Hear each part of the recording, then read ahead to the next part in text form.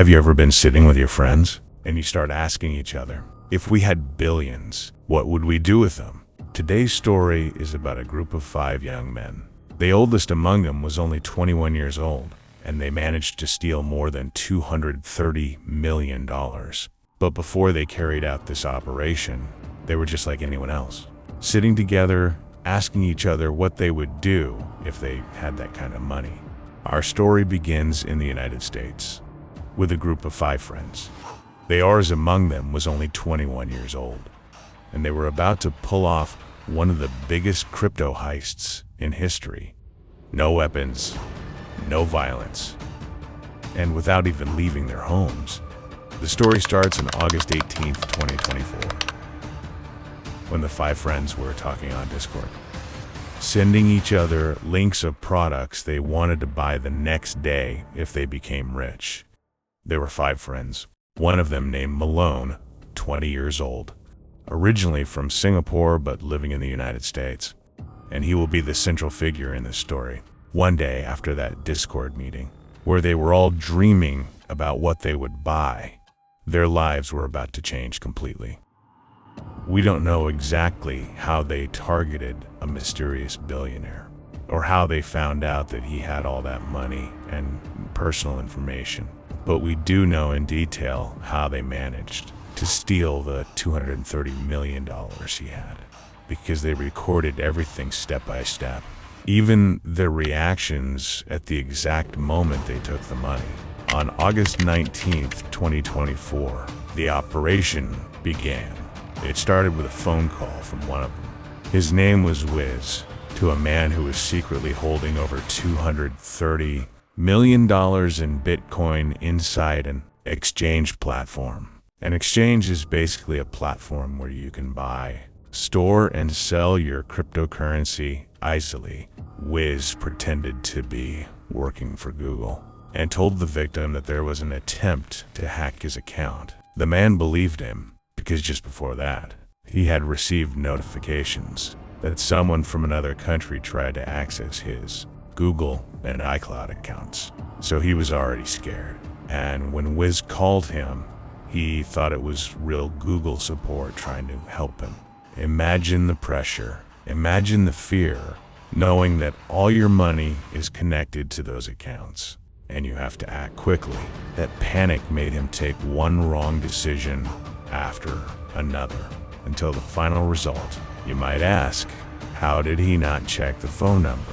Well, Wiz used a technique called number spoofing, where he makes the call appear as if it's coming from a real Google support number, so the victim had no reason to doubt it. But that was only the first part of the plan.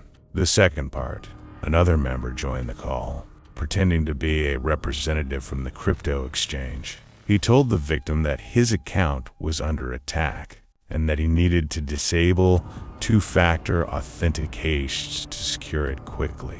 Two-factor authentication is when you log in and you receive a code on your phone that you must enter to access your account.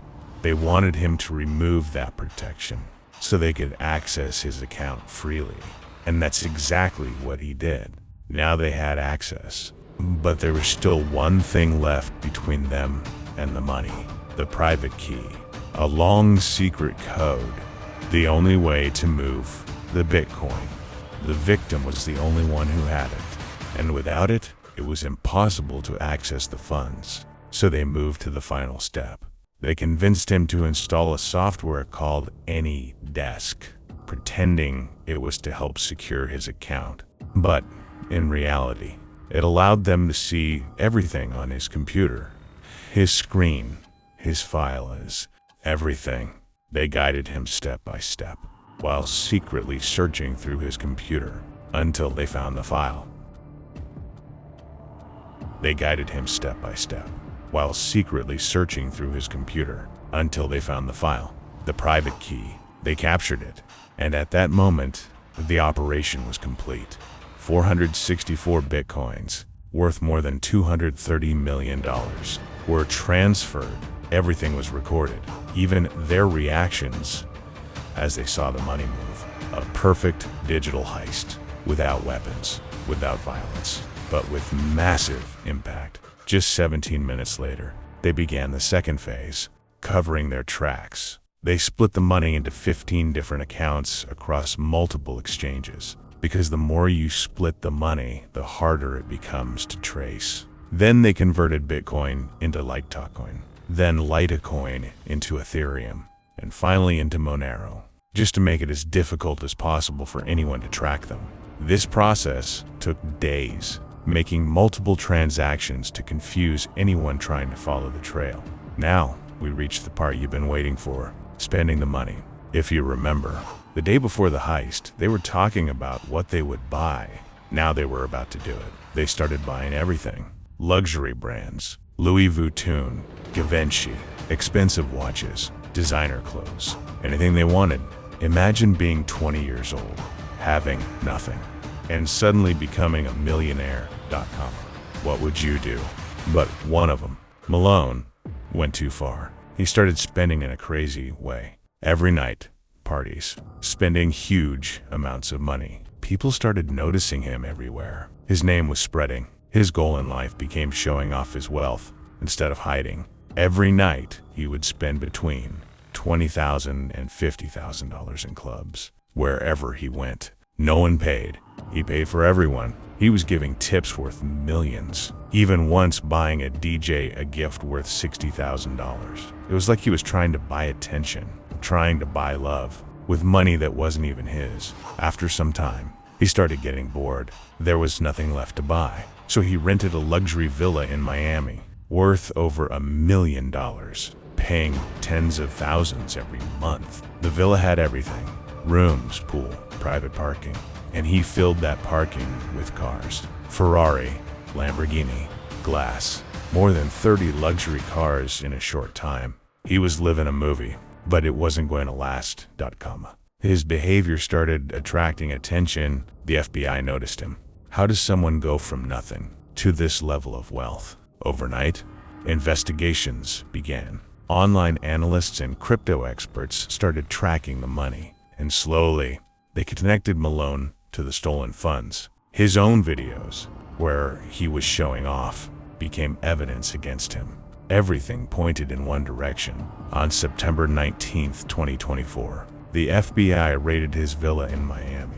He was arrested, along with his friends. Some of the money was recovered, but a large portion, nearly $70 million, disappeared, most likely hidden in cryptocurrency. Everything he bought, cars, luxury items, was seized and sold to return money to the victim. Even if the value dropped, at least something was recovered. The case is still ongoing, but it's expected that Malone and his friends could face up to 20 years in prison or more when the final verdict comes out. I'll tell you everything here on the channel. Don't forget to subscribe so you don't miss what's next.